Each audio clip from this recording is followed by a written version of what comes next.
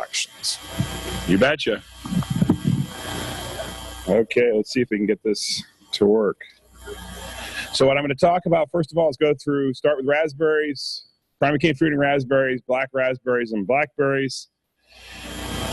First of all, just in our program, we do a lot of Primocane work, but still most of our work's in floricanes as far as the number of crosses we do, the number of selections we make, the number of things we test. Also, the thing I like to point out is we're open and we try the Ag Canada material as well as the WSU material as it comes along, which hopefully gives those breeding programs more information on how broadly some of their material is adapted. I have several numbered I think 5 numbered selections that are basically ready for grower trials, but the nuclear stock just went to the nurseries either last week or within the next month. So whether we'll actually have them, in the quantities to get a few hundred or 1,000 by this spring, I'm not sure. But most of these are ones that have done reasonably well in trials in Linden. That's not the only reason we released them, but they had done well down in near Portland, but they're also done well up here. So we have things like 4373-1. It's been one that's held up well at Puyallup to root rot. It's got good yields, a machine harvest. Hopefully we can get some quantity out for growers to try. We have a couple in this 4600 kind of series. We have 4607-2.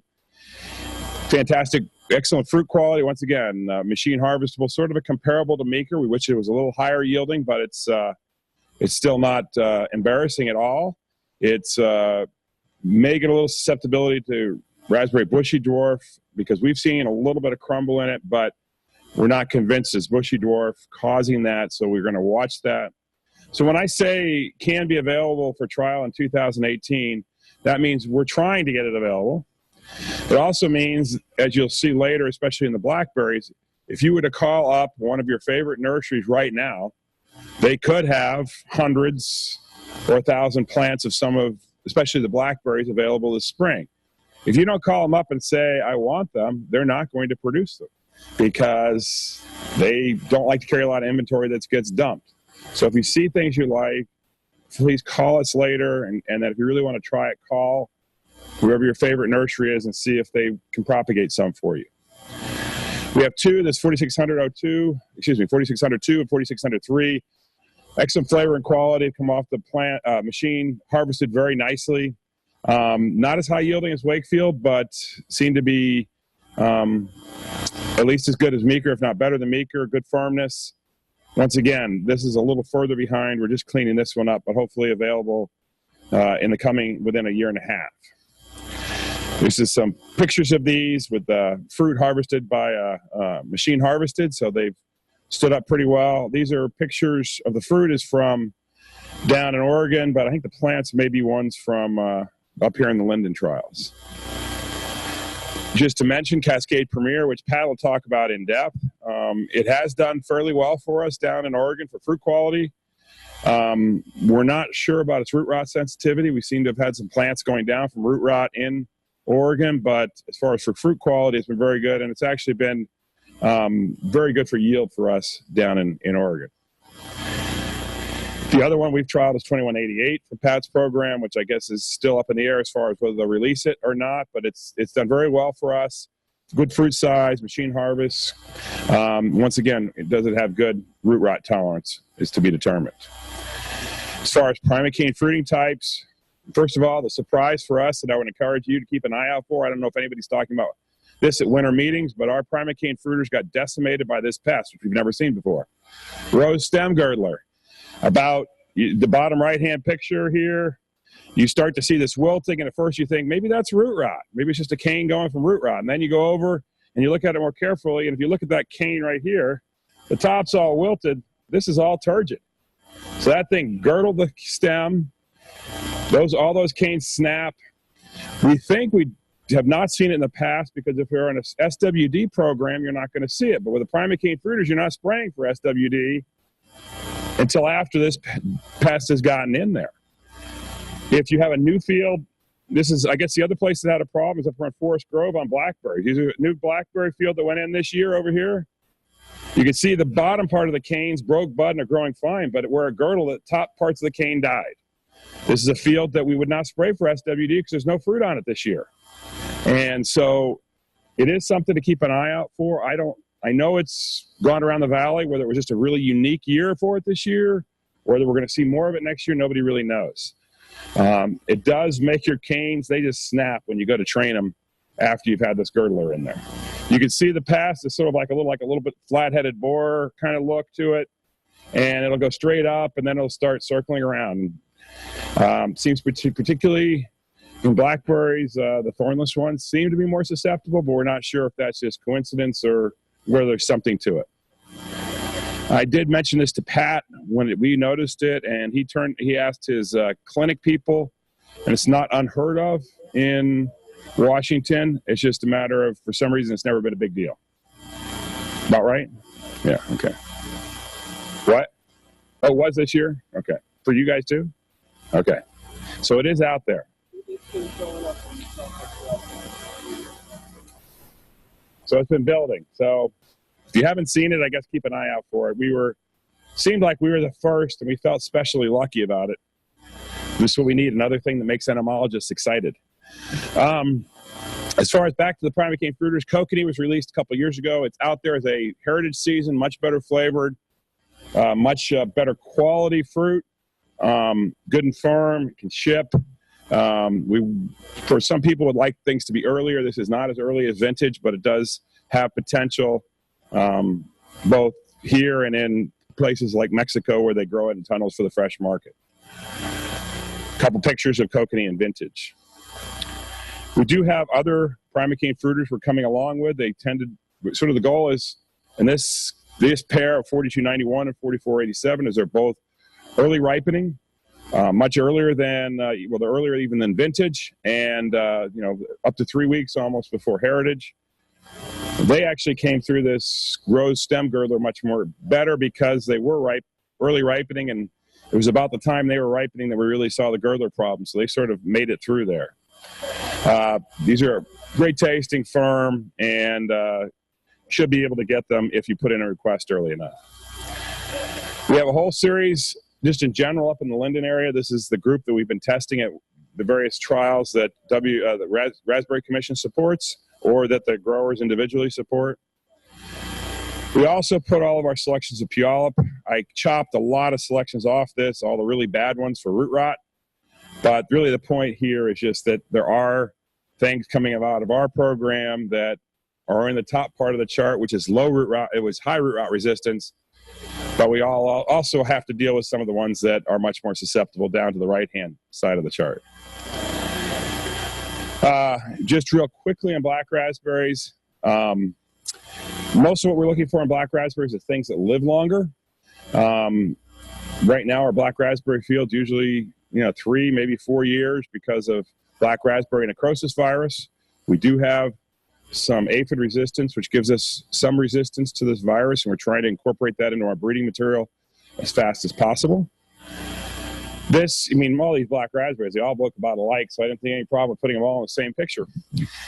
All of our trials were machine harvested in both red raspberries and black raspberries. All of these selections seem to harvest very nicely. 15, perfect.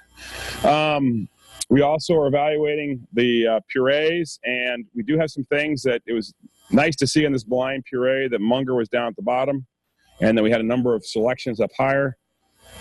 We're really trying, if you're interested in black raspberries, we're going to work really hard in the next 2 or 3 years to get a bunch of things into trial. I'd like to I'd like to wind the black raspberry program down once we have some really nice things to replace Munger.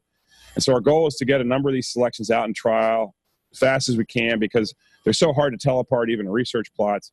Can we get them out where they're getting really stressed with disease and whatever at grower fields, and find some that will look really good. Blackberries, we have a huge blackberry program. We've been releasing a whole bunch of things the last few years, and while that hasn't ended yet, it's the light is at the end of the tunnel for a bunch of releases. Not that we won't keep working on this and won't have good releases, but right now it's hard to replace or come up with things that are better than Columbia Star. Most of the sales in the Northwest, or at least, in the Northwest, are in Black Diamond and Columbia Star. Everything else there are some of the newer ones at the bottom that are starting to build, but it's mostly a Black Diamond and Columbia Star thing right now. Columbia Star, great fruit quality, good yields, maybe not as much as Black Diamonds, but hopefully growers are going to figure out ways to get that yield up there.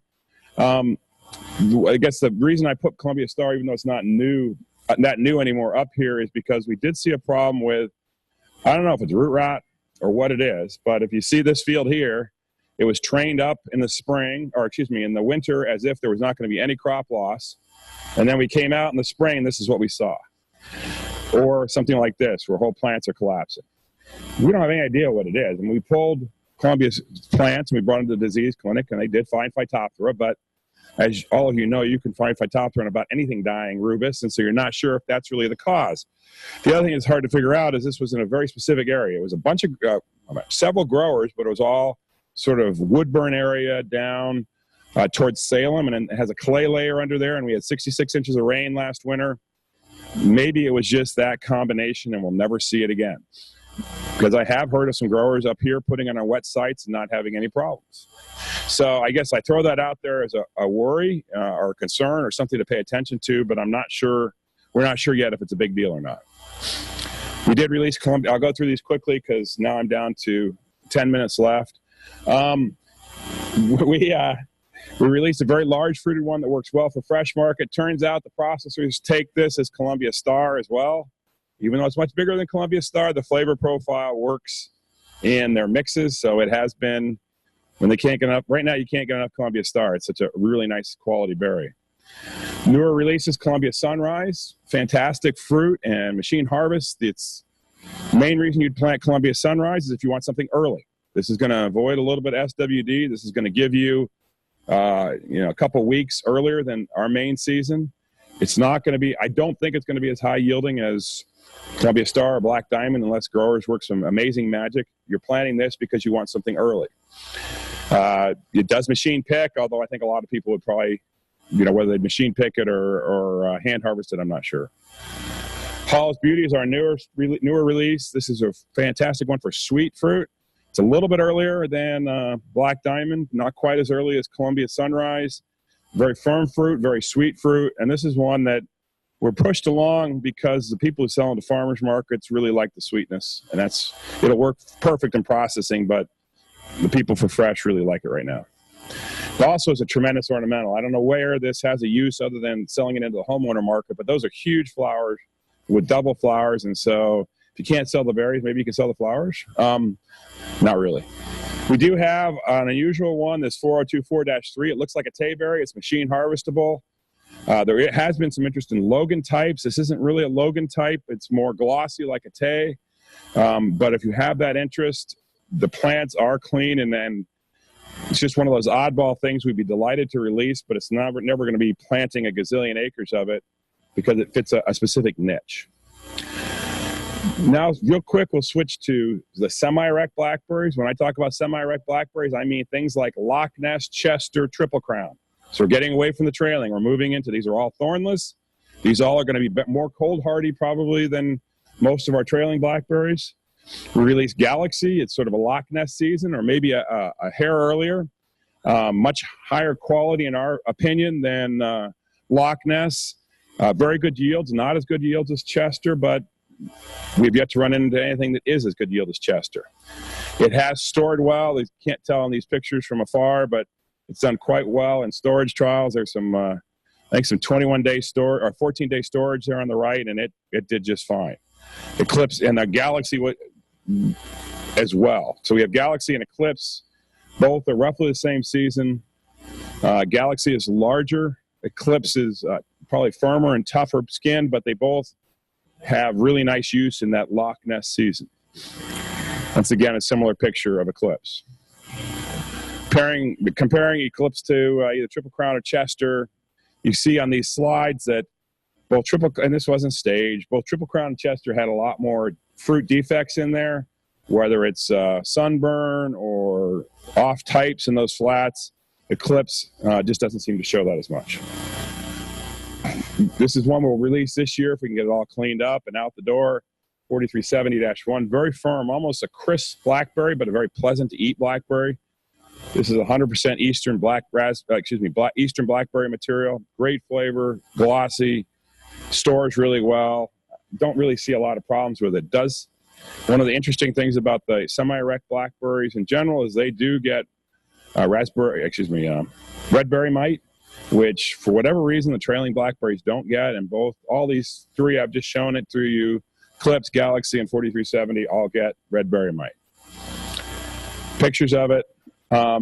We do, just to point out as I finish up with 12 minutes to go, we do have some Primocane fruiting blackberries. The biggest one in the market is Primocane 45. We've got a couple selections that we're not sure. Up in that picture in my hand there, we have from the left ORUS 46-1, which we're trying to get into grower trials, 4545-2, which we're trying to get into grower trials, and then the far right is Primocane 45. Why would you ever want to grow these? If you're going to throw up a tunnel and you want blackberries till Christmas, this is why you grow these. If you have no desire to have that market, you're not going to grow these. Most people, we do all our testing outside. We don't put tunnels. It's in the rain. But most people who are going to do this is fresh market under tunnels. Plants are available from these nurseries. Really appreciate the fact that Northwest Plant, North American Plant, all been so supportive of what we do. So please contact them if you got anything, anything you'd like to try. Thank you. Thank you, Chair.